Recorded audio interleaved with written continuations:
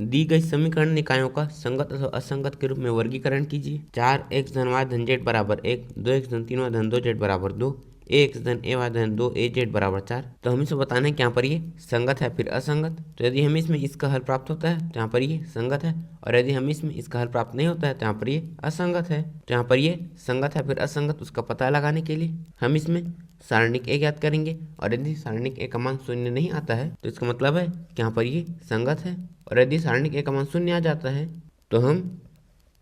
Adjoint A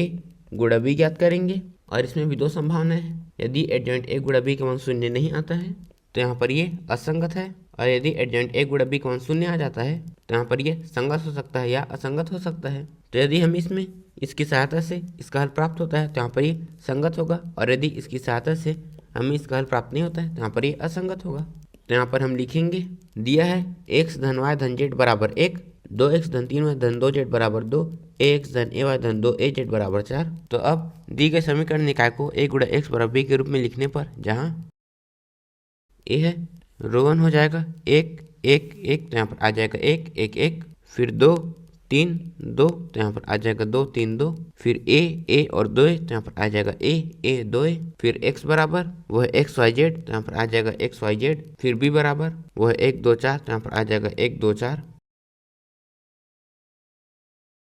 तो अब हम सारणिक ए ज्ञात करेंगे, तो इसके लिए हम इसका रो 1 के अनुदिश प्रसारण करेंगे। तो यहाँ पर आ जाएगा 1, फिर ये और ये कट जाएगा तो इसका इसमें गुणा ऋण इसका इसमें गुणा होगा, तो यहाँ पर आ जाएगा 6a ऋण यहाँ पर 2a ऋण 1, फिर ये और ये कट जाएगा तो इसका इसमें गुणा ऋण इसका इसमें गुणा होगा, तो यहाँ पर आ जाएगा 4a ऋण यहाँ पर 2a धन 1, ये और ये कट जाएगा तो इसका इसमें गुणा ऋण इसका इसमें गुणा होगा, तो यहाँ पर आ जाएगा 2a ऋण यहाँ पर 3a। तो यहाँ पर सारणिक ए बराबर हम इसमें इसे घटाएंगे,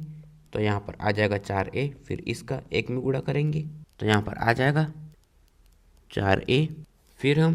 इसमें इसे घटाएंगे तो यहाँ पर आ जाएगा 2a, फिर 2a का ऋण 1 में गुणा करेंगे ऋण 2a, फिर हम इसमें इसे घटाएंगे तो यहाँ पर आ जाएगा ऋण a, और ऋण a का 1 में गुणा करेंगे तो यहाँ पर आ जाएगा ऋण a, फिर सारणिक ए बराबर यहाँ पर ये हो जाएगा ऋण 3a, फिर हम 4a में 3a घटाएंगे तो यहाँ पर आ जाएगा a, तो यहाँ पर इसका मान a आया है जो कि शून्य के बराबर नहीं है। इसका मतलब है कि यहाँ पर दिया गया समीकरण निकाय संगत है। तो हम लिखेंगे यहाँ सारणिक a शून्य के बराबर नहीं है, अतः समीकरण निकाय संगत है।